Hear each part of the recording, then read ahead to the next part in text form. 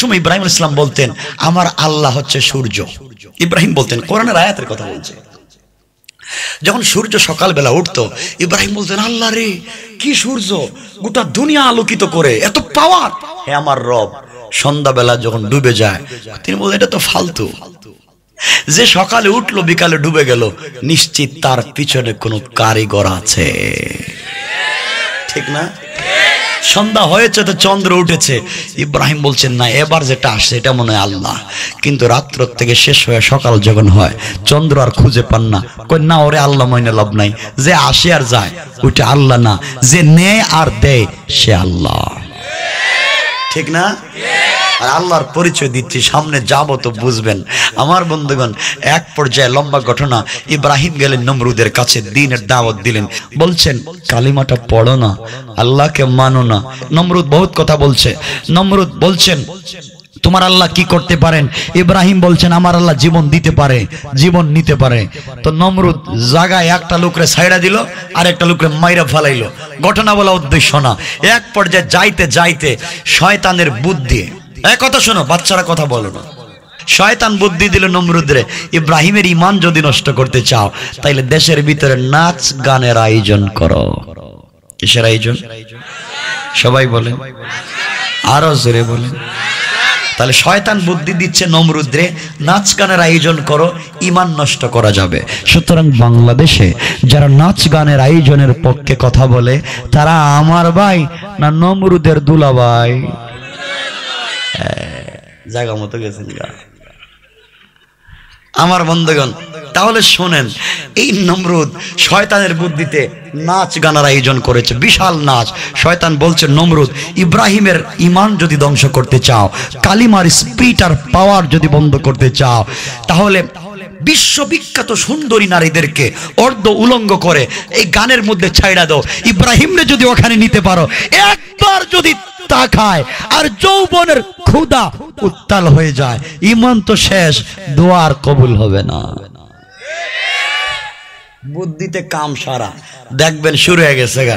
আমি কিছু হুজুরদের কথা বলছি, আপনার টুপি খুইলা সিনেমা হলে ঢুকেন কেন? হ্যাঁ, ইয়া আল্লাহ, দিন শেষ, দিন শেষ। কষ্ট হচ্ছে আপনাদের? শোনো, সবাই গেছে মেলায়, উরুসে, গানে, নাচে। নমরুদ পাঠাইছিল ইব্রাহিম আসবা না, গান হচ্ছে স্টাইলিস্ট গান, একবারে পপ তারকা আসছে বিশ্ববিখ্যাত উগান্ডার থেকে। কোন দেশ থেকে? উগান্ডা থেকে। আসো না তুমি। ইব্রাহিম বলছেন ইন্নী সাকিম, আমি অসুস্থ, তোমাদের নাচ গানে নাই। আসলে ইব্রাহিম শারীরিকভাবে অসুস্থ ছিলেন না। ইব্রাহিম যে বলছেন ইন্নী সাকিম, আমি অসুস্থ, তিনি ছিলেন মানসিক অসুস্থ। একটা হচ্ছে শরীরের ব্যথা, একটা হচ্ছে আত্মার ব্যথা। ইব্রাহিমের আত্মায় বড় ব্যথা, এই পাবলিক গুলো বুঝে না কেন? আল্লাহকে যদি বুঝতো আর মানতো, আল্লাহ তো সব দিত। এই জন্য বলছেন অসুস্থ। সবাই তো চলে গেছে গানে। ইব্রাহিম তোমাদের ক্ষুধারে আজকে সাইজ করো। সবাই গানে, ইব্রাহিম ঢুকে গেছে মূর্তির ঘরে, দেবতার ঘরে। কুড়াল একটা পাইছে, সবগুলা রাচ্চা মতো মায়ের শুরু করছে। মারতে মারতে তো কোনোটার হাত ভাঙছে, কোনোটার পাও ভাঙছে, কোনোটার ধাত ভাঙছে, কোনোটার নাক ভাঙছে। কিরে তোমরা দেখি নড়াচড়া করো না? এতদিন তোমাদের উপরে এত দোয়া দুরূদ চললো, এত খুরমা পুলো খাওয়াইলো, তোমরা দেখি কিছু বলো না। সব ভাঙতে ভাঙতে যখন সব শেষ, বড় মূর্তি যেটা সবার বড় বাবা ছিল, এর গলার মধ্যে কুড়ালটা রাইখা চলে গেছে। সুবহানাল্লাহ বললেন না? আমার বাপ মূর্তি পাহারাদারি করছে না ভাঙছে? কিরে কথা কয় না? যারা কথা বলতেছে নাকি আপনার রোহিঙ্গা নাকি? তা আমি দেখতেছি বাস্তব কথাগুলো বলতেছি, বানাইয়া না। কোরআন তো হাতে নিয়ে রাখছে। আমার বন্ধুগণ শুনেন, ইব্রাহিম আলাইহিস সালাম তো সবগুলোর সাইজ করলেন, চলে গেলেন, গান শেষ, নাচ শেষ। আসছে তো নমরুদ, আয়সা ঢুকছে গান বাজনার থেকে। আয়সা এখন যাইতেছে তার বাপ দাদার একটু খুরমা পোলাও খাওয়াইবো। দেবতার ঘরে গিয়া দেখে একটাও নাই, কোনটার হাত ভাঙ্গা, কোনটার পা ভাঙ্গা, কোনটার দাঁত ভাঙ্গা, কোনটার মাথাও নাই। ইব্রাহিম কই এই নমরুদকে এই কাজটা করলো কে? সবাই বলতেছে ইব্রাহিম ছাড়ার কেউ না। ইব্রাহিমই গেছেন, যায় নাই, সব গেছে ইব্রাহিম রে ডাকাও। ইব্রাহিমকে আনা হলো, তিনি বলছেন আমারে ডাকতেছে কেন? আমি তোমাদের মূর্তি ভাঙতে যাব কেন? সবগুলার ভাঙ্গে দেখতেছে না, বড়টার গলায় কুড়াল কেন? ওরে জিগাও। সুবহানাল্লাহ বললেন না? ইব্রাহিম যখন বললেন শোনো, আমাকে জিজ্ঞাসা করে লাভ নাই, তোমরা তাকে জিজ্ঞাসা করো না কেন যার ইবাদত করলে কে ভেঙ্গেছে, আঘাত করে ভেঙ্গে ফেললো কে জিজ্ঞাসা করো। নমরুদ বলছে ইব্রাহিম শোনো, এগুলা কথা বলতে পারে না, কুত্তা প্রস্রাব করলেও সরাইতে পারে না। ইব্রাহিম ডেকে বললেন যারা নিজের কল্যাণ করতে পারে না, ভাঙ্গা থেকে নিজেকে বাঁচাতে পারে না, কুকুর প্রস্রাব করলে সরাইয়া দিতে পারে না, ওরা কেমনে তোমাদের খোদা হয়? ওরা তো খোদা না, ওরা হলো আস্তা বেহুদা।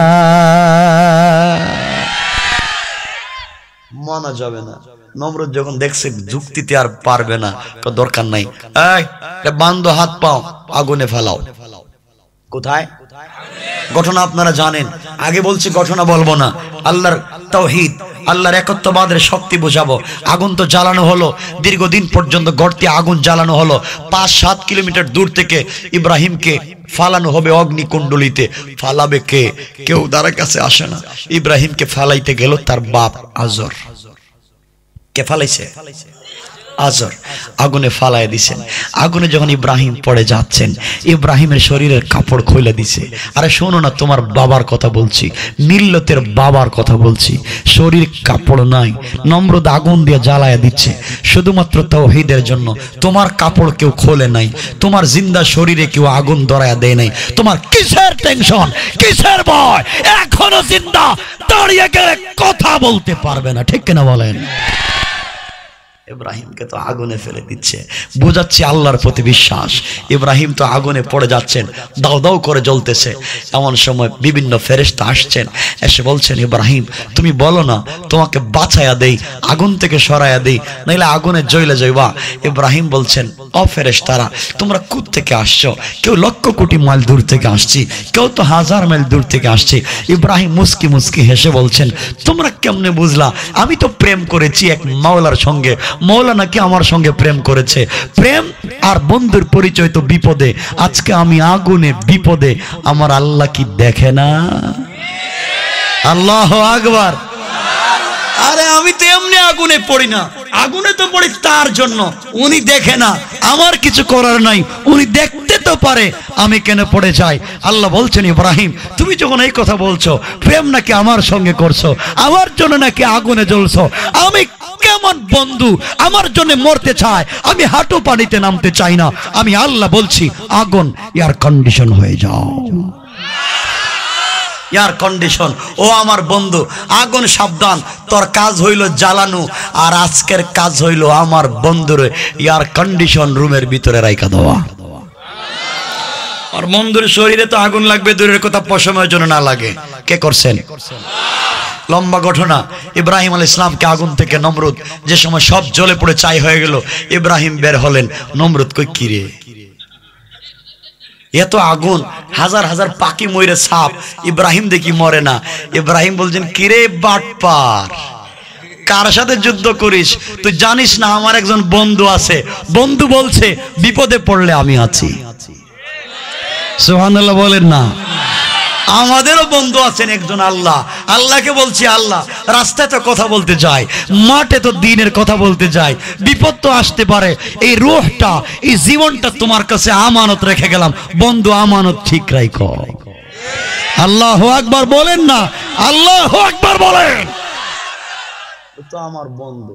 এক পর্যায়ে ইব্রাহিমকে জ্বালাতে পারলো না, সামনের দিকে যাচ্ছি, হযরত ইব্রাহিম আলাইহিস সালামকে বলল ইব্রাহিম তোমার আল্লাহর সঙ্গে যুদ্ধ। কার সঙ্গে? ইব্রাহিম বলেন একদিন সময় দাও। বলে কেন সময় দিমু? সময় দেওয়া দেবি নাই, তোমার আল্লাহর সাথে যুদ্ধ। ইব্রাহিম চিন্তা করলো তোর লাখ লাখ সেনাবাহিনী আছে, অস্ত্র আছে, আমার যে কিচ্ছু নাই, আমি আবার ডেট দিয়ে কোন বিপদে পড়ি। আল্লাহ বলছেন ইব্রাহিম একদিনের টাইম নাই, তুমি ডেট দাও। খেলা খেলা হবে, অনেকেই বলে খেলা হবে। আরে খেলা হতে গেলে তো প্রতিদ্বন্দ্বী সমান সমান হওয়া লাগবে। তোমার মতো আলতু ফালতু লোকের সঙ্গে আমরা খেলাই না, ঠিক কিনা বলেন? ইব্রাহিম তো খেলাইবো এখন। আল্লাহ বলছেন খেলা হবে, মাঠে ডেট দাও। ইব্রাহিম বললেন ডেট দাও, ডেট হলো অমুক মাঠে খেলা হবে। নমরুদ গোলা নিয়া, উট নিয়া, রকেট লঞ্চার, সাবমেরিন, ক্ষেপণাস্ত্র, ক্লাসিনকোভ, মারণাস্ত্র সব নিয়ে তো গেল মাঠে। লাখ লাখ সেনাবাহিনী, যুদ্ধ হবে আল্লাহর সঙ্গে। ইব্রাহিম আলাইহিস সালাম দূর থেকে দেখতেছেন লাখ লাখ সেনাবাহিনী, ইব্রাহিম একা মাঠে যায় না। আল্লাহ রেখা আল্লাহ যুদ্ধের ডেট দিলা, এখন দেখতেছি নমরুদ একা, আমার যে কেউ নাই, তুমি কি আমারে মায়ের খাওয়াইবা নাকি আজকে? আল্লাহ বলছেন ইব্রাহিম লা তাহজান, ভয় করিস না ইব্রাহিম, আগুন থেকে বাহির করছি আর সাধারণ নমরুদ থেকে বাঁচাতে পারবো না। যাও তুমি মাঠে, তুমি একা নয়, আমার স্পেশাল ফোর্স পাঠাচ্ছি। এত আসতে বলেন কেন? ইব্রাহিম ইসলাম মাঠে গেলে নমরুদ কই কি রে সেনাবাহিনী কই? আছে তো, একজনও নাই, তুই দেখি একা? কয় আছে তো। নমরুদের হাজার হাজার সেনাবাহিনী দাঁড়িয়ে আছে। ইব্রাহিম হঠাৎ করে উপর দিকে তাকায়, দেখেন কালো মেঘের মতো দেখা যায়। হঠাৎ করে আল্লাহরে বলছেন আল্লাহ মারামারির মধ্যে আবার বৃষ্টি দিতেছ কেন? আল্লাহ বলছেন বৃষ্টি না, আর একটু উপর দিকে তাকায় দেখো কি দেখা যায়। ইব্রাহিম তাকায় দেখেন শুধু মশা আর মশা। সুবহানাল্লাহ বললেন না? আরে আল্লাহ কোরআনে মশার কথা নিয়ে এসেছেন। কোরআনে বলছেন আল্লাহ মশা হচ্ছে একবারে হালকা পাতলা দুর্বল প্রাণী। আল্লাহ বলছেন নমরুদ তো আমার কাছে মশার চাইতেও দুর্বল। আচ্ছা আমারে আপনারা বলেন তো, এই পৃথিবীতে নমরুদের মতো শক্তিশালী কেউ আছে? কথা বলেন না কেন? আছে। আল্লাহ এই নমরুদরেই কইছেন তুই আমার কাছে মশার চাইতে দুর্বল, তো আপনি টেনশন করেন কেন? মশা আসছে। ইব্রাহিম বলছেন আল্লাহ মশা আবার কি করবে? মশা দিয়ে লাভ কি? আল্লাহ বললেন ডাক দিয়া, ও ইব্রাহিম তুমি জানো না ও মাকার ও মাকার আল্লাহ। আমার আল্লাহ ডাক দিয়া বলেন ইব্রাহিম ও তোমার বিরুদ্ধে সেনাবাহিনী নিয়ে মাঠে এসেছে, আমার বিরুদ্ধে যুদ্ধ করবে, কৌশল করেছে, সেনাবাহিনী নিয়ে এসেছে, আমি কিচ্ছু দিলাম না, আমি আল্লাহ কিছু মশা দিলাম। ইব্রাহিম তুমি শোনো, তারা যে কৌশল করে আমি আল্লাহ আরো বড় কৌশলী। আল্লাহ কোরআনে জানায়া দিলেন, আল্লাহ রাব্বুল ইজ্জত ওয়াল জালাল বললেন ওয়া মাকারু ওয়া মাকারাল্লাহ ওয়াল্লাহু খায়রুল মাকিরিন।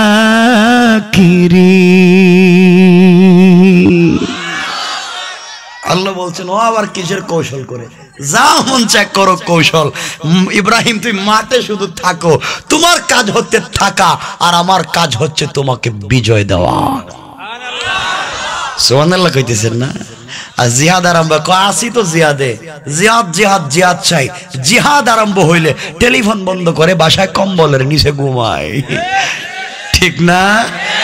আল্লাহ কয় তোরাও চিনি, তুই তো জিহাদ কইয়া যাস না।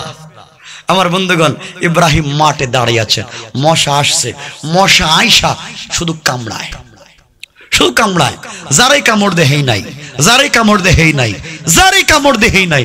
নমরুদ দেখি আবার কোন আরম্ভ হইল কারবার। মশা কামড়াইলে মরে যায় কেন? নমরুদ দেখছে অবস্থা বেগতিক ভালা না, ঘোড়ার পিঠে সওয়ার হইয়া দিছে এক দৌড় বাড়ির দিকে।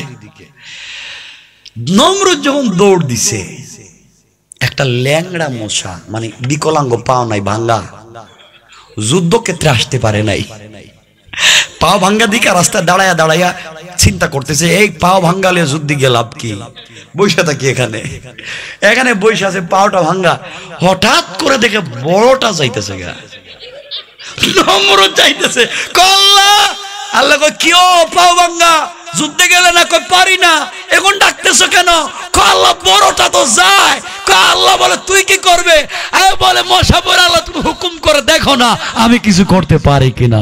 আল্লাহু আকবার বলে। আল্লাহ কয় যা ল্যাংড়া তোরে দিলাম, যা দেখি কি কর, যা যা। ল্যাংড়া রাস্তায় গিয়া এই যে মশার দুইটা সুর আছে না, ডাইরেক্ট দাঁড়াই আছে। নমরুদ তো দৌড়তাছে দৌড়তাছে, ও মানে দৌড়তাছে, ডাইরেক্ট ল্যাংড়া মশাটা নাক দিয়ে ঢুকা মগজে চলে গেছে গা, কোনো কারবার নাই। ভিতরে গিয়া কতক্ষণ পরে পরে কামড় দেয়। নমরুদ কই কি রে আমার মাথায় কামড়ায় গেডা, যুদ্ধে গেলাম ভালো, এখন কামড়ায় কেন? কামড়ায়, বাসায় গেছে ভাল লাগে না, শুধু কামড়ায়। শৈল থাপ্পড় দিয়ে দেখে ভাল লাগে। যখন নমরুদ মাথায় থাপ্পড় দিছে, মশা একটু জিরে এলোই, জিরাইছে। নমরুদ কোথায় থাপড়াইলেই ভাল লাগে দেখা যায়। একটা লোকরে বেতন দিছে 10,000। স্যার আমার কাজ কি? তোর কাজ শুধু থাপ্পড় দিবি আমারে। আল্লাহু আকবার বললেন না? আরে কি কৌশল করছিল সে, আর আল্লাহ কি কৌশল করছেন শুনেন না আল্লাহর কোরআনের আয়াত। আমার আল্লাহ বলছেন ইন্না কাইদাশ শাইতানি কানা দাঈফা। আল্লাহ রাব্বুল ইজ্জত ওয়াল জালাল বলেছেন কাফেরেরা যত কৌশল করে না কেন, সবগুলা কৌশল আমি আল্লাহর কাছে দুর্বল। কোন সুবহানাল্লাহ। দুর্বল না?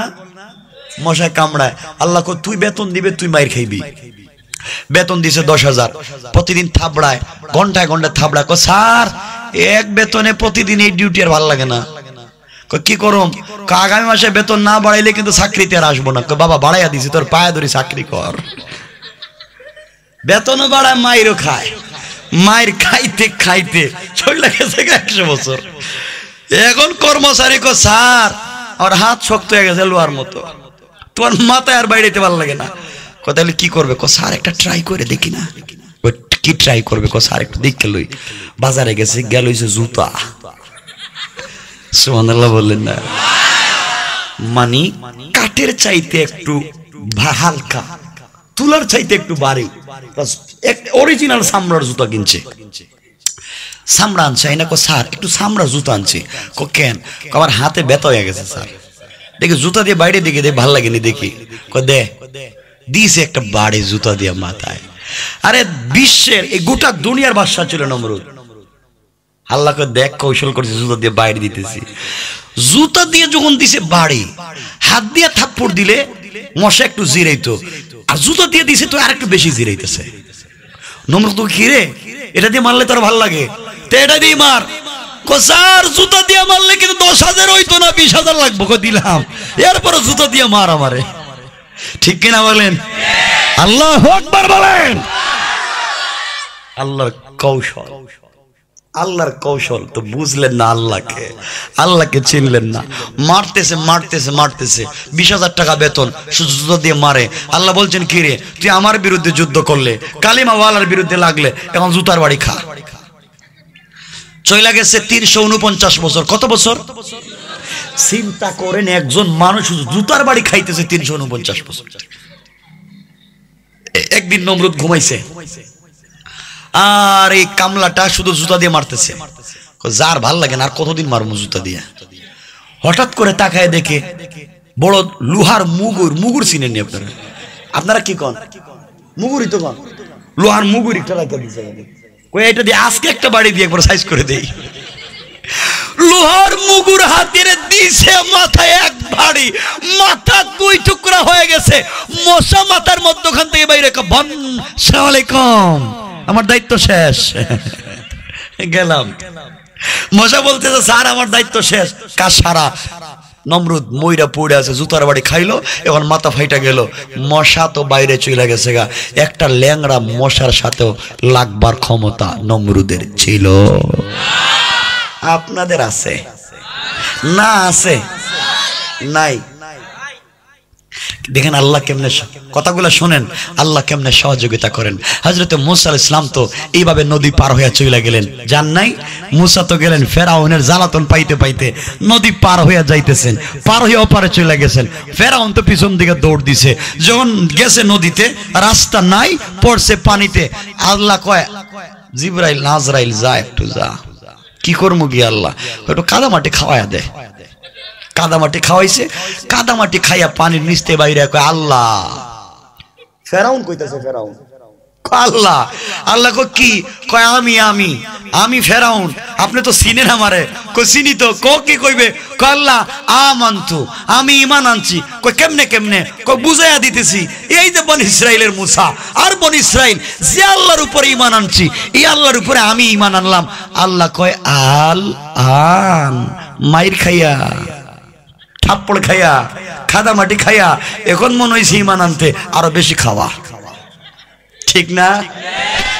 কারো খাওয়া এখন আইনে লাভ নাই। সুতরাং আপনাদেরকে বলতেছি পাবলিক দইরা পিটা দেওয়ার আগে, আল্লাহ সাইজ করার আগে তওবা করেন, নাইলে ফেরাউনের দশা ছাড়া বিকল্প কোনো রাস্তা নাই, ঠিক না? তা আপনি বলবেন হুজুর যাই কর না কেন আমরা কেমনে যুদ্ধে যাবো, আমরা যে ভয় পাই, আমাদের কি পিটাইবো তো বেরা। তাহলে আরেকটা আয়াত দিয়ে আপনাদেরকে ওয়াজ করে বুঝাইয়া দিয়ে যাই।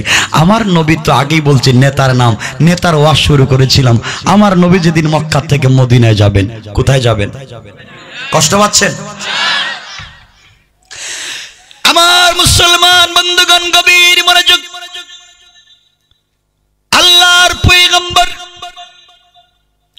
আখিরি জামানার নবী জনাবে মুহাম্মদুর রাসূলুল্লাহ সাল্লাল্লাহু আলাইহি ওয়াসাল্লাম যেই দিন মক্কা ছেড়ে মদিনায় হিজরত করবেন, গভীর রজনীতে জিবরিল আমিন এসে বলছেন ইয়া রাসূলুল্লাহ ইয়া হাবিবাল্লাহ, আল্লাহর পয়গম্বর আপনি ঘুম থেকে ওঠেন, মদিনার দিকে ইয়াসরিবের দিকে হিজরত করেন। আল্লাহর নবী ঘুম থেকে উঠে গেলেন, হিজরত শুরু করবেন। হঠাৎ করে অনুভব করলেন গড়ের চতুর্দিকে কাফেরেরা গড়টাকে বেষ্টন করে রেখে দিয়েছে, যে কোনো সময় আঘাত করবে। আমার নবী আল্লাহকে ডেকে বললেন আয় আল্লাহ তাআলা, তুমি আমাকে মদিনার দিকে হিজরতের কথা বললা, কাফেরেরা গড়ের চতুর্দিকে দাঁড়িয়ে আছে, গড় থেকে বের হলে কাফেরেরা আমাকে আঘাত করবে। আল্লাহ বললেন বন্ধুরে, গড় থেকে বের হওয়ার দায়িত্ব আমি আল্লাহ তোমাকে দিয়েছি। গড় থেকে বের হলে কাফিরদের হাত থেকে তোমাকে বাঁচাবার জিম্মাদার স্বয়ং আমি আল্লাহ। কোন সুবহানাল্লাহ। বিশ্বনবী বললেন আল্লাহ তাআলা, কিন্তু যত কিছুই বলেন আপনি, ঘর থেকে বের হলে মন তো বলে কাফেররা আমাকে মারবে। এবার আল্লাহ বলছেন বন্ধুরে, তাহলে হাতের মধ্যে কিছু ধুলি কণা নাও, বালি নাও, কঙ্কর নাও, কোরআন থেকে কিছু তেলাওয়াত করো, আর ফুক দিয়া কাফেরদের চোখে নিক্ষেপ করে দাও, এরপরে বের হয়ে যাও, দেখবে না। আল্লাহর পয়গম্বর ডেকে ডেকে বললেন আল্লাহ তাআলা, যাই নিক্ষেপ করি একদিকে যাবে, চতুর্দিকে যাবে না। যেদিকে নিক্ষেপ করব আমি ওদিকেই তো যাবে, আর কাফেরদের চতুর্দিকে। আল্লাহ ডেকে ডেকে বললেন বন্ধুরে, ঘর থেকে বের হয়ে কঙ্কর নিক্ষেপ করার দায়িত্ব তোমার, আর সকল চুকে, সকল কাফেরের চুকে এই বালি কঙ্কর গুলা ফেলে দেওয়ার দায়িত্ব আমি আল্লাহ। তোমাকে বলছি তুমি একা নয়। লম্বা ঘটনা। বিশ্বনবী বের হলেন, কাফেরদের উপর নিক্ষেপ করলেন, কাফেরদের চুকের মধ্যে পড়ে গেল। নবীজি মদিনায় চলে গেলেন। দীর্ঘদিন চলে যাবার পরে আল্লাহ একদিন বলছেন বন্ধুরে, ওই দিন না তুমি ঘর থেকে বের হইতে ভয় পাইলা, কাফেরেরা তোমাকে পাথর দিয়া মারবে। এখন বলো, কঙ্কর তো একদিকে নিক্ষেপ করলা, চতুর্দিকের কাফেরের চুকে গেল কেমনে? নবীজি ডেকে বললেন আল্লাহ তাআলা, আমি কেমনে জানবো, আপনিই তো জানেন। আমার আল্লাহ ডেকে বললেন, ওয়ামা রামাইতা ইদ রামাইতা ওয়ালাকিন্নাল্লাহ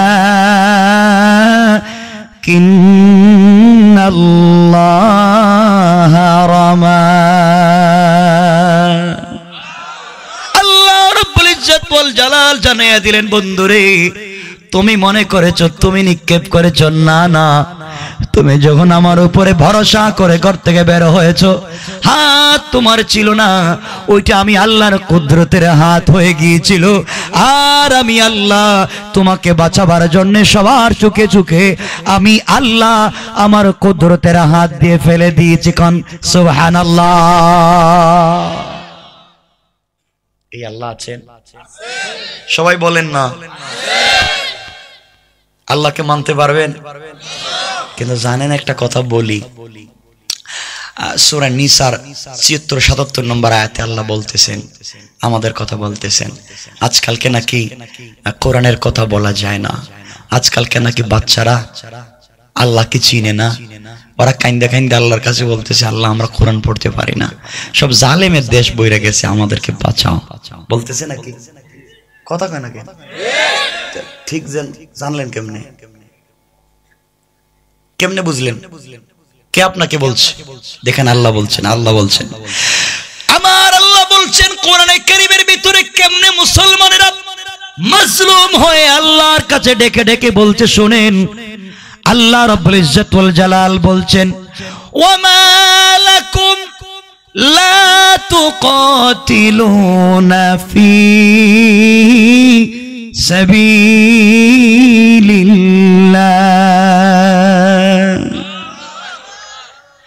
আল্লাহ রাব্বুল ইজ্জত ওয়াল জালাল ডেকে ডেকে বলছেন, মুসলমানেরা তোমাদের কি হয়েছে? কি হয়েছে তোমাদের? তোমরা কেন জিহাদ করো না, কিতাল করো না? তোমরা কেন সংঘবদ্ধ হয়ে যুদ্ধ করো না, প্রতিবাদ করো না? কার পক্ষে কার বিপক্ষে? আল্লাহ রাব্বুল ইজ্জত ওয়াল জালাল বলছেন, শোনো, ওয়াল মুস্তাদআফিনা মিনার রিজালি ওয়ান নিসাই ওয়াল উইলদান। আল্লাহ রাব্বুল ইজ্জত ওয়াল জালাল বলছেন, যেই দেশের নারী পুরুষ, যেই দেশের বৃদ্ধার বৃদ্ধ, যেই দেশের মাসুম বাচ্চা ডেকে ডেকে বলছে, আল্লাহ কোরআন তেলাওয়াত করতে পারি না, আমাদেরকে জঙ্গি বলে, মসজিদের গেলে মাদ্রাসায় গেলে আমাদেরকে তালেবান বলে, টাকনুর উপরে প্যান্ট পরলে আমাদেরকে পিটায়, আল্লাহ কি করব? আল্লাহ দেশের ভিতরে থাকতে পারবো না। আল্লাহ বলছেন, কি চাও? তার আল্লাহকে ডাক দিয়ে বলছে, আল্লাযীনা ইয়াকুলুনা রব্বানা আখরিজনা মিন হাযিহিল কারয়াতিজ যালিমি আহলুহা।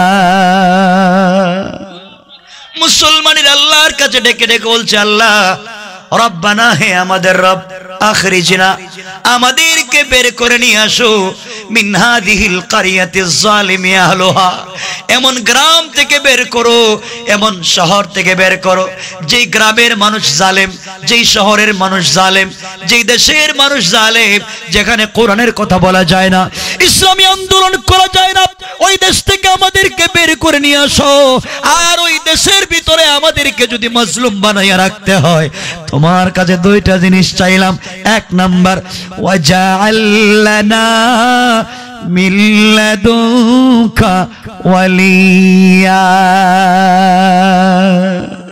আয় আল্লাহ তাআলা, জালেমের রাষ্ট্রে আমাদেরকে যদি মাজলুম বানাইয়া রাখতে হয়, তোমার কাছে এক নম্বরে চাইলাম, আমাদের জন্য একজন লিডার পাঠায়া দাও, আমাদের জন্য একজন ওয়ালি নেতা পাঠায়া দাও, আমাদের জন্য একজন রাহবার পাঠায়া দাও। ওই নেতা রাস্তায় নেমে তাকবীর দিয়া বলবে, মাঠে আসো, তাওহীদ আর রিসালাতের পক্ষে, তাগুতের বিরুদ্ধে যুদ্ধ হবে। আল্লাহ কথা দিলাম, কথা দিলাম, মরে যেতে পারি, জীবন দিতে পারি, কিন্তু কোরআনের আন্দোলন থেকে এক মিনিটের জন্য পিছপা হব না। মুসলমানের আল্লাহর কাছে বলছে, আল্লাহ তাআলা শুধু নেতা দিলে হবে না, সাহায্যের প্রয়োজন আছে। তুমি তো বদরের যুদ্ধে বিশ্ব নবীকে নেতা বানিয়েছো, এরপরেও তো সাহায্য দিয়েছো। আয় আল্লাহ, তোমার সাহায্য লাগবে। মুসলমানেরা বলে, ওয়াজআল লানা মিন লাদুনকা নাসীরা।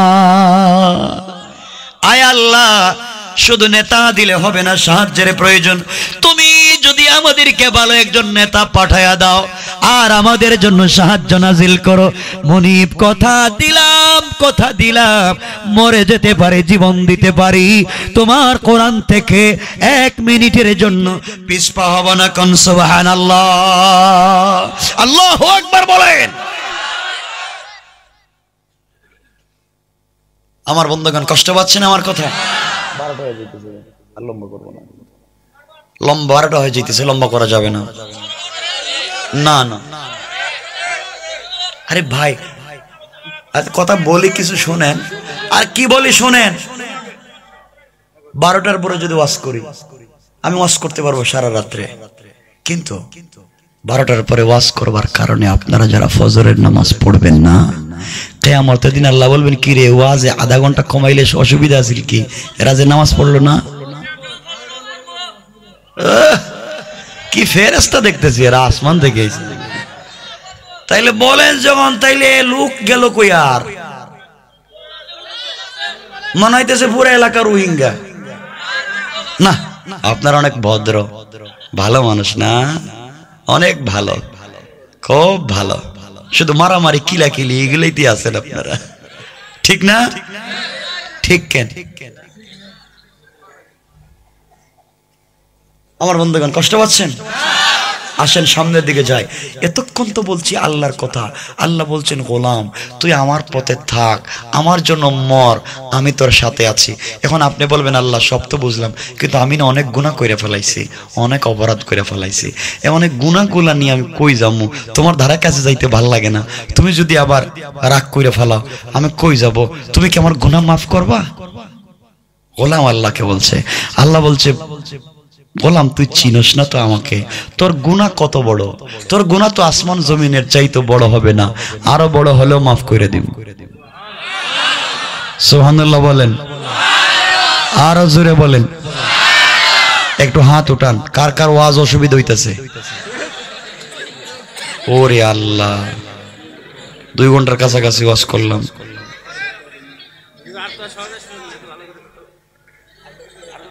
আমার বন্ধুগণ, কয়েক মিনিট লম্বা করব না। এতক্ষণ আল্লাহর তাওহীদ বুঝাইছি, আল্লাহর পাওয়ার, ক্ষমতা। আল্লাহর ক্ষমতা আছে। প্রস্রাবে দলে উঠবেন না, বসে থাকেন সারা জীবন, প্রস্রাব বসে থাকেন জায়গায়, সারা জীবন প্রস্রাব করছেন, বিকালে প্রস্রাব করেন নাই? আমি তো কইরা আসছি বিকালে। বসেন।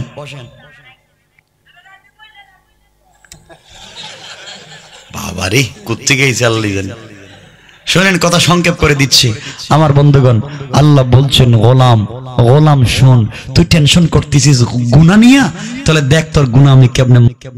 তারিখে ইবনে জারির তাবারি, কিতাবের নাম কি বলছি? তারিখে ইবনে জারির তাবারি। আরেকটা কিতাবের নাম তারিখে খাল্লিকান।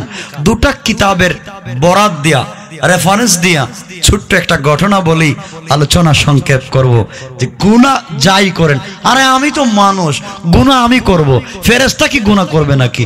গুনাহ তো আমি করব, অবশ্যই করব, কিন্তু আল্লাহর কাজ তো আমাকে মাফ করা, ঠিক না? এজন্য আসেন এখন দেখেন তোমার রব তোমাকে কেমনে মাফ করে দেন। আমার বন্ধুগণ, অনেক দিন আগের কথা, যখন বিশ্বনবী পৃথিবীর জমিনে জিন্দা। কে জিন্দা?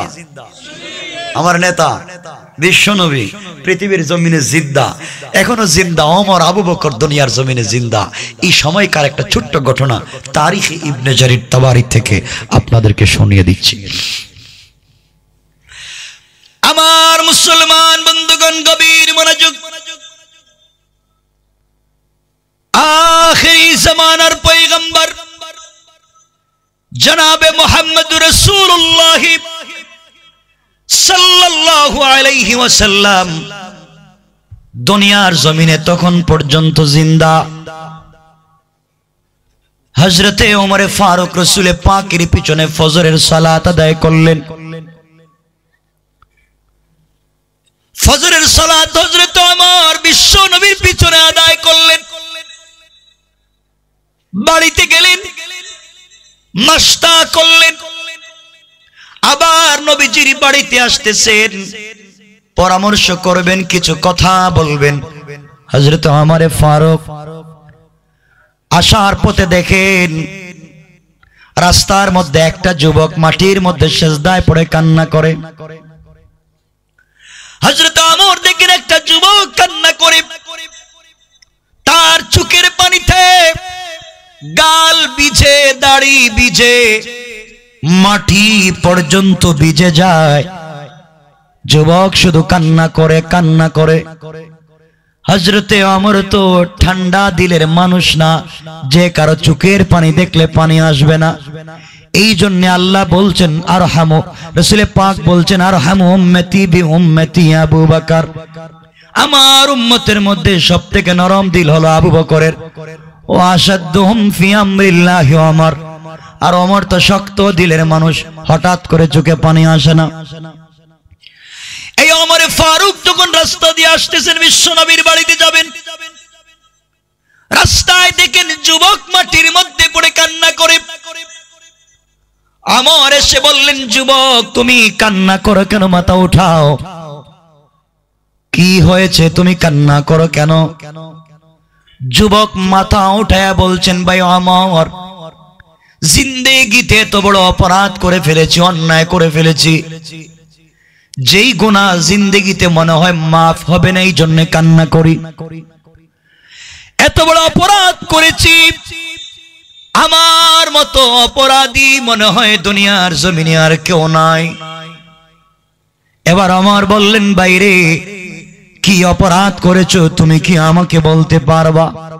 যুবক ডেকে ডেকে বলছেন, ভাই ওমর, আপনাকে বলে কোনো লাভ নাই, আপনি আমার কোনো কল্যাণ করতে পারবেন না, কিন্তু আপনার কাছে একটা পরামর্শ চাই, আপনার কাছ থেকে উপকার চাই। আমার বললেন, যুবক বলো কি কল্যাণ আর উপকার করতে পারি? যুবক ডেকে ডেকে বলছেন, ভাই ওমর রে, এখন পর্যন্ত দুনিয়ার জমিনে বিশ্ব নবী জিন্দা, রহমতের নবী দুনিয়ার জমিনে জিন্দা, তুমি যদি আমাকে নবীজির কাছে নিয়ে যাও, আর বিশ্ব নবী আমার জিন্দেগির গুনার জন্য আল্লাহর কাছে হাত উঠিয়ে সুপারিশ করে মাফ চান, আমার বিশ্বাস আমার আল্লাহ কখনো বিশ্ব নবীর হাতকে ফিরাইয়া দিবে না। কোন সুবহানাল্লাহ।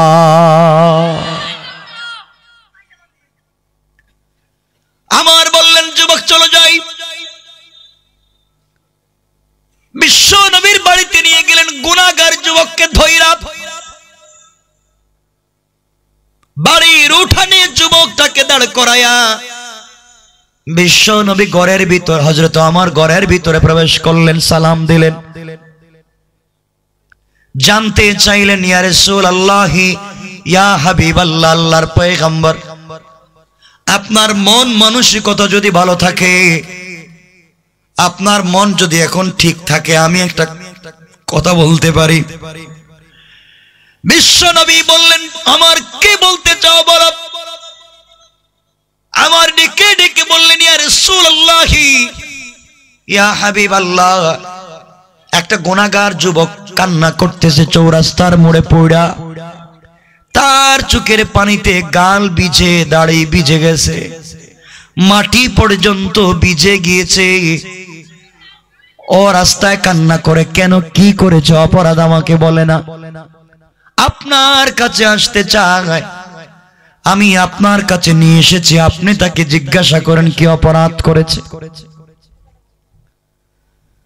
অপরাধী মনে করে আমার নবী তাকে ফেলে দিলেন না, বিশ্ব নবী বের হয়ে আসলেন, যুবকটাকে হাত ধরে অপরাধীকে ঘরের ভিতরে নিলেন, কাছাকাছি বসালেন, আর বললেন, যুবক বলো, তুমি এখন তোমার অপরাধের কথা বলবা, ঠিকই জানি, কিন্তু রাত্র খাও নাই, সকালে নাস্তা করো নাই, কি করেছো পরে শুনবো, আমার কাছে যেহেতু এসেছো শান্ত হও, নাস্তা করো, খাবার খাও। বিশ্বনবীর আদর্শ কেমন ছিল? অপরাধীর সঙ্গে কি উত্তম ব্যবহার করলেন, বসালেন, নাস্তা করালেন, নিজের কাছে বসালেন, হাত ধরলেন, আর বললেন, যুবক এবার বলো কি অপরাধ করেছো বলো তো দেখি, কেন তুমি কান্না করো? যুবক ফুপায়া ফুপায়া কান্দে আর বলছে, পয়গম্বরে আরবি, বলতে লজ্জা হচ্ছে, ভয় পাচ্ছি, যদি আপনি আমাকে বের করে দেন, তাড়াইয়া দেন, কোথায় যাব? এত বড় অপরাধী, কার কাছে যাব? ক্ষমার জায়গা নাই। আল্লাহর পয়গম্বর বললেন, যুবক তাড়িয়ে দিব না, বলো কি অপরাধ করেছো? যুবক এবার বলছেন, পয়গম্বর আমার গুনাহ অনেক বড়, আপনাকে বললে আবার কি মনে করেন? নবীজি বললেন, যুবক রে, তোমার গুনাহ কি আল্লাহর জমিনের চাইতে বড়? যুবক বলতেছেন, পয়গম্বরে আরবি, আমার দিল আর মন বলতেছে আমার গুনাহ দুনিয়ার জমিনের চাইতে বড়। আল্লাহর পয়গম্বর বললেন, যুবক বলো তোমার গুনাহ কি আল্লাহর আসমানের চাইতে বড়? যুবক বলতেছেন, পয়গম্বর আমার মন বলতেছে আমি এত বড় অপরাধী, আমার গুনাহ আল্লাহর আসমানের চাইতে বড়। এবার নবীজি বললেন, যুবক বলো, জবাব দাও, তোমার গুনাহ আল্লাহর আসমান জমিনের চাইতেও কি বড়? যুবক দেখে দেখে বলছেন, ইয়া রাসূলুল্লাহ, ইয়া হাবিবাল্লাহ, আমার গুনাহ মনে হয় আসমান জমিনের চাইতে বড়। নবীজি বললেন, যুবক বলো তোমার গুনাহ কি আল্লাহর জাহান্নামের চাইতে বড়? যুবক বলছেন, পয়গম্বর আমি এত বড় অপরাধী, এমন অপরাধীকে জাহান্নামে রাখবেন না, স্পেশাল জাহান্নাম বানাই আল্লাহ ওই জায়গায় দিবেন, আমার গুনাহ আরো বড়। নবীজি আশ্চর্য হয়ে গেলেন, এত বড় গুনাহ দুনিয়ার জমিনে কি? আল্লাহর পয়গম্বর বললেন, যুবক রে তুমি বলো তোমার গুনাহ কি আল্লাহর জান্নাতের চাইতে বড়? যুবক কান্না করে বলছেন, পয়গম্বর মন বলতেছে আমার গুনাহ আল্লাহর জান্নাতের চাইতে বড়, 8টা জান্নাতের চাইতে আমার গুনাহ বড়। এবার নবীজি বললেন, যুবক বলো তোমার গুনাহ কি আসমান জমিন জান্নাত জাহান্নামের চাইতে বড়? যুবক বলতেছেন, পয়গম্বর সবকিছু মিলালে যত বড় হয়, আমার মন বলতেছে আমি এত বড় অপরাধী, আমার গুনাহ আরো বড়। এবার নবীজি বললেন, যুবক তুমি বলো তোমার গুনাহ কি আল্লাহর আরশে আসিমের চাইতে বড়? যুবক বলতেছেন, পয়গম্বরে আরবি, মন বলতেছে আমার গুনাহ আরো বড়। নবীজি বললেন, লৌহ কলমের চাইতেও কি তোমার গুনাহ বড়? যুবক বলতেছেন, পয়গম্বর আমার গুনাহ তো আরো বড়। নবীজি বললেন, যুবক তুই জানিস না সিদরাতুল মুনতাহা অনেক বড়, তোর গুনাহ কি এর চাইতেও বড়? যুবক বলছেন, পয়গম্বরে আরবি আরো বড়। এবার নবীজি বললেন, যুবক বলো জান্নাত জাহান্নাম আরশ কুরসি লৌহ কলম আসমান জমিন মিলালে যত বড় হয়, তোমার গুনাহ কি আরো বড়? যুবক পায়ে ধরে বলতেছেন, পয়গম্বরে আরবি মাফ চাই আর বলবেন না, দিল বলতেছে আমার গুনাহ তো আরো বড়। এবার নবীজি বললেন, যুবক জবাব দাও, তোমার গুনাহ কি আল্লাহর মায়া, আল্লাহর দয়া, আল্লাহর রহমতের চাইতে বড়? যুবক বলতেছেন, পয়গম্বর আপনি কেমনে মনে করলেন আমার মতো গুনাহগারকে আল্লাহ দয়া দেখাবেন, মায়া দেখাবেন? আমার মতো গুনাহগারের প্রতি আল্লাহ রহম দেখাবেন? আমার গুনাহ তো আরো বড়। নবীজি আশ্চর্য হয়ে গেলেন, কি বলতে চাও? এত বড় গুনাহ কি দুনিয়ার জমিনে আছে?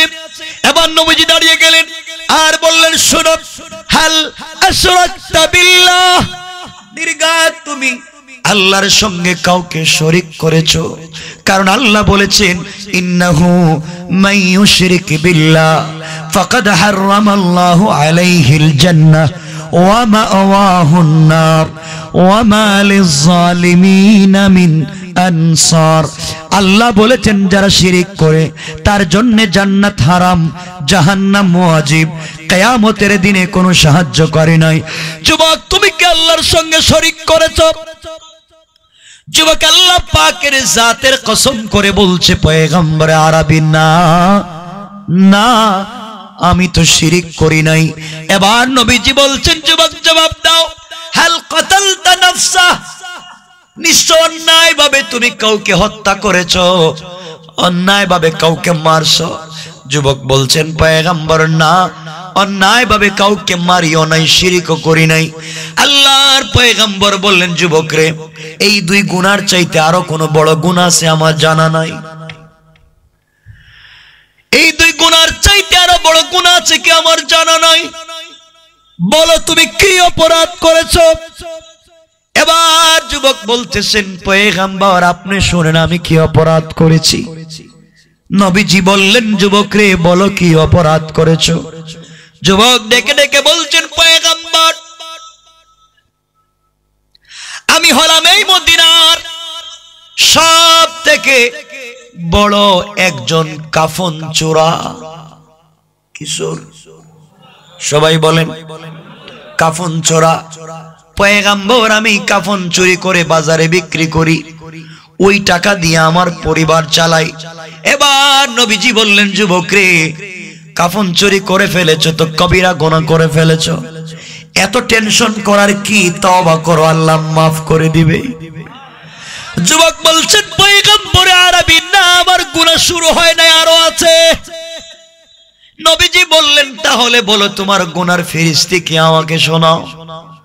যুবক বলছেন, পয়গম্বর শোনেন, গতকালকে মদিনার একজন আনসারী যুবতী মেয়ে ইন্তেকাল করেছে। ওই মেয়েটা ছিল হাফেজে কোরআন। মেয়েটা আজ পর্যন্ত কোনো ছেলেকে বিয়ে করে নাই, মেয়েটা কোনো ছেলের চেহারাও দেখে নাই। মেয়েটা সারা রাত্র তাহাজ্জুদের নামাজ পড়তো, সারা দিন রোজা রাখতো, আজ অবধি কোনো ছেলেকে বিয়ে করে নাই। এই মেয়েটার উপাধি হুরে মদিনা, মদিনার হুর, বিশ্ববিখ্যাত সুন্দরী। এই মেয়েটা গতকালকে ইন্তেকাল করেছে। পয়গম্বর আমার কাছে হলো, কেউ যদি নতুন মারা যায় তার কবরে ঢুকে নতুন কাফন চুরি করে বিক্রি করা। এই হুরে মদিনা গতকালকে ইন্তেকাল করেছে। যেই মেয়েটা হাফেজে কোরআন, যেই মেয়েটা তাহাজ্জুদওয়ালা, যেই মেয়েটা রোজাদার, পয়গম্বর আরবি যুবতী মেয়েটা কোন ছেলেকে স্পর্শ করে নাই, কোন ছেলেও তাকে স্পর্শ করে নাই। এমন সতী পাকা পাক্কা পবিত্র একটা মেয়ে গতকালকে যখন ইন্তেকাল করলো, ইন্তেকাল করবার পরে তার আত্মীয় স্বজন মিলে তাকে গোসল করাইয়া কাফন দাফন করাইয়া যখন কবরে মদফন করে দিল, আল্লাহর পয়গম্বর রাত্র যখন গভীর হয়ে গেছে, আমি আমার চিরাচরিত নিয়ম অনুযায়ী গোরস্থানে চলে গেলাম কাফন চুরি করার জন্যে। রাত্র যখন গভীর, গিয়ে আমি ওই মহিলার, ওই আনসারী যুবতী মেয়ের কবর খনন করা শুরু করলাম। পয়গম্বর আরবি কবর খনন করতে করতে কবরের ভিতরে ঢুকে গেলাম। ঢুকে আমি 5টা নতুন কাফনের কাপড় চুরি করলাম। চুরি করে যখন আমি কবর থেকে উঠে যাব বাজারে নিয়ে বিক্রি করব, কবর থেকে এখনো বের হই নাই, 5টা কাফনের কাপড় আমি হাতে নিয়েছি। এমন সময় শয়তান আমাকে বুদ্ধি দিতে লাগলো, শয়তান আমাকে ধোঁকা দিয়েছে, শয়তান আমাকে কুমন্ত্রণা দিয়েছে। শয়তান আমাকে বলেছে, যুবক আহাম্মক, ও যুবক বেওকুফ, তোমার মতো আহাম্মক যুবক দুনিয়ার জমিনে আর নাই। যুবক রে, তোর কি যৌবনের কোনো চাহিদা নাই? তুই একটা জোয়ান ছেলে, আজকে যাকে কবরের ভিতরে রেখে যাস, এই মেয়েটার উপাধি হুরে মদিনা, বিশ্ববিখ্যাত সুন্দরী মেয়ে। আজ পর্যন্ত কোনো ছেলে তাকে টাচ করে নাই, সত্যি একটা মেয়ে। তুই এই মেয়েটাকে কবরের ভিতরে রেখে যাচ্ছিস, তোর ভিতরে কি যৌবনের চাহিদা নাই? যুবক রে, যেই মেয়েটাকে একটা নজর দেখবার জন্যে মদিনার কত শিল্পপতি ছেলেরা লাইন দিয়ে দাঁড়িয়ে থাকতো। আজ তুই মেয়েটাকে একা পাইলে, পাওয়ার পরে শরীরে টাচ না করে চলে যাচ্ছিস। যুবক রে, এই মুহূর্তে কবরের ভিতরে তুই যদি এই মেয়েটার সঙ্গে জিনা করিস, নাউযুবিল্লাহ, কবরের ভিতরে যদি জিনা করিস, কেউ তোকে বাধা দিবে না, মদিনার কোন মানুষ দেখবে না, কারণ রাত্র গভীর। এই মেয়েটার আত্মীয় স্বজন দেখবে না, কারণ সবাই ঘুমিয়ে গিয়েছে। এই মেয়েটাও বাধা দিতে পারবে না, কারণ সে মৃত। সব দিক যখন তোর পজিটিভ, এই মুহূর্তে তুই যদি জিনা করে যৌবনের চাহিদা মিটাস, বিশ্ববিখ্যাত মেয়ের সঙ্গে জিনা করতে পারলে, যুবক রে, তোর ভিতরে কি যৌবনের চাহিদা নাই? তোর হাতে লাইট আছে, আলো আছে, টর্চ আছে, লাইটটা কবরের ভিতরে লাগাইয়া দেখ মেয়েটা কেমন সুন্দরী।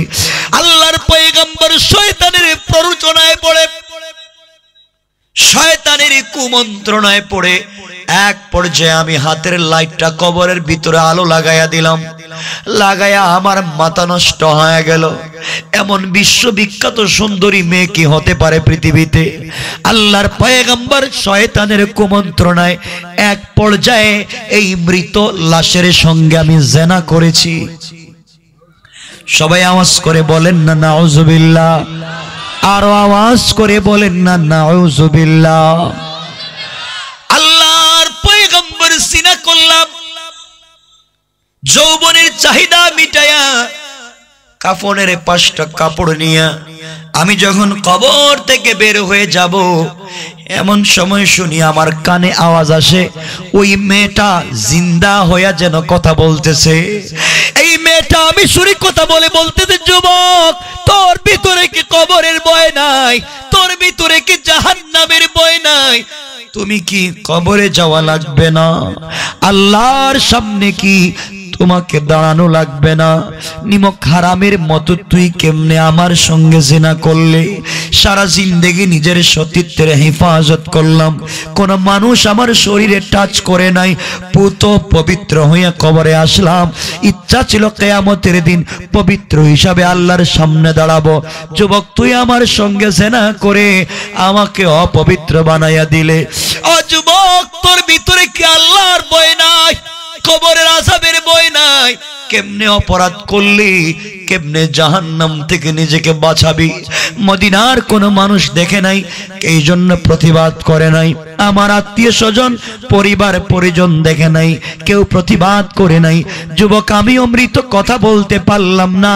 ইয়া আইয়ুহাল ইনসান, ওই মানুষ, মা গাররাকা বিরাব্বিকাল কারীম, কে তোকে ধোঁকা দিয়েছে আমার মতো একটা মৃত লাশের সঙ্গে জিনা করতে? যুবক রে, আমি কোরআনের হাফেজা, আমি একজন রোজাদার মেয়ে, তুই কেমনে জিনা করলে? কর, যা মন চায় করলি। কিয়ামতের দিনে আল্লাহর কাঠগড়ায় আমি হব মাজলুম, তুই জালেম। আল্লাহর কাঠগড়ায় আমি তোকে আসামি বানাইয়া দিলাম। কিয়ামতের দিনে জান্নাতে যেতে পারবে না, আমার হিসাব না দিয়ে পা নাড়াতে পারবে না। আল্লাহর পয়গম্বর ওই কথাগুলা যখন আমার কানে বাজলো, এই কথাগুলো শুনবার পরে, এই কথাগুলো শুনবার পরে ভিতরে ভয় ঢুকে গেছে। কাফনের কাপড়গুলা কবরের ভিতরে রেখে দিলাম, লাফ দিয়া কবরে থেকে আমি উঠে যাই। কবরের ভয় আমার ভিতরে ঢুকে গেছে, জাহান্নামের ভয় আমার ভিতরে ঢুকে গেছে, আল্লাহর কাঠগড়ায় আসামি হিসাবে দাঁড়াবার ভয় ঢুকে গেছে।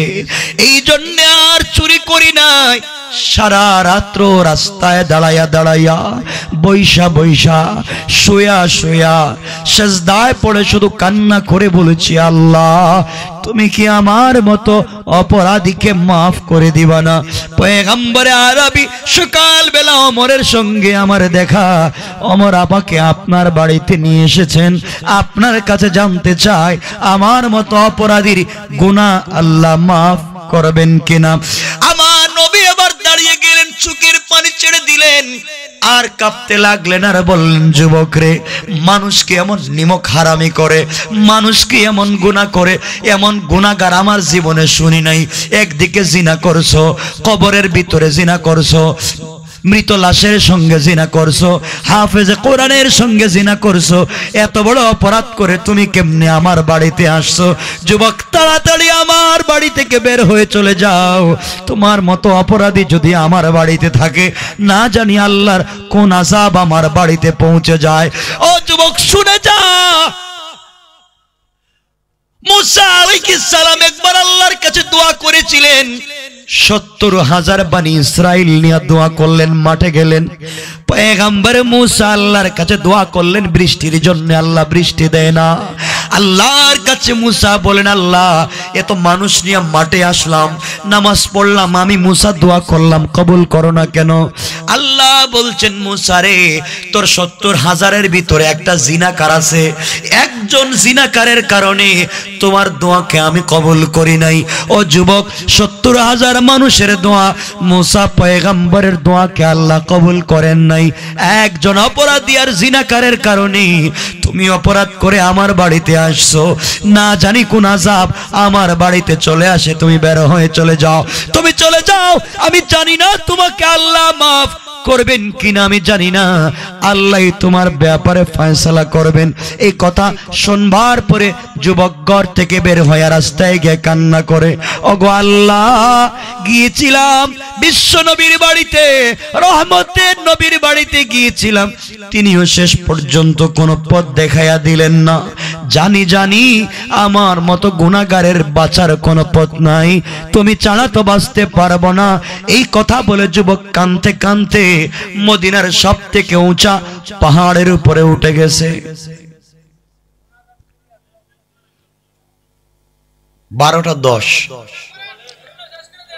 আপনাদের কথায় তো আর চলতেছি না, রাইখা দেবো কিন্তু উল্টা পাল্টা করলে।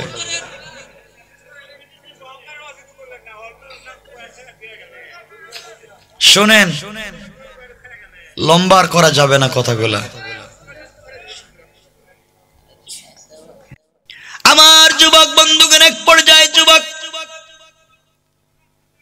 পাহাড়ের উপরে উঠে কান্না করে, একদিন 2 দিন না, একাধারে 40 দিন পর্যন্ত না খেয়ে পাহাড়ের উপরে উঠে কান্না করে আর আল্লাহর কাছে বলে, আল্লাহ তোমার নাম তো গফফার, আমার নাম তো গুনাহগার, গুনাহ করে ফেলেছি, তোমার জমিন ছেড়ে পালিয়ে যাওয়ার জায়গা নাই। আয় আল্লাহ তাআলা, কথা দিলাম জীবনে গুনাহ করব না, তুমি আমাকে মাফ করে দাও। তুমি মাফ না করলে কিন্তু দুনিয়ার কোনো খাবার খাবো না। এই পাহাড়ে উঠলাম, যদি আরশে আজিম পর্যন্ত উঠা যাইতো উঠতাম, তোমার পায়ে ধরে মাফ চাইতাম, এরপরেও তুমি মাফ করতে কিনা জানি না। আয় আল্লাহ, আমি ভুল করে ফেলেছি, স্বীকার করেছি, অপরাধ স্বীকার করলাম, তুমি মাফ করো। আল্লাহ তো এটাই চায়, গোলাম স্বীকার করুক, আমার কাছে মাফ করে দিব। কোন সুবহানাল্লাহ। 40 দিন কান্না করেছে। তারিখে ইবনে জারির তাবারিতে লিখে 40তম ফজরের সালাতে বিশ্বনবী নামাজ পড়ালেন। নামাজ পড়ায়া মুসল্লিদের দিকে তাকায়া নবীজি নসিহত করতেছেন, ওয়াজ করতেছেন। এমন সময় জিবরিল আমিন এসে হাজির হয়ে গেলেন। আমার নবীকে সালাম দিয়ে জিজ্ঞেস করলেন, ইয়া রাসূলুল্লাহ, পয়গম্বরে আরবি আপনাকে কিছু প্রশ্ন করতে আল্লাহ বলেছেন, করো তো। কি প্রশ্ন? 1 নম্বরের প্রশ্ন, এই দুনিয়ার মানুষের হায়াত আপনি দেন না আল্লাহ। বিশ্বনবী আশ্চর্য হয়ে বললেন, জিবরাইল, এটা কোন প্রশ্ন হলো? এটা কি কোন প্রশ্ন হলো? মানুষের হায়াত আল্লাহ দেন না, আমি তো কি জানি। 2 নম্বর প্রশ্ন, পয়গম্বরে আরবি মানুষের রিজিকের ফয়সালা আপনি করেন না আল্লাহ। বিশ্ব নবী বললেন, ও জিবরাইল, রিজিক তো অবশ্যই আল্লাহ দেন।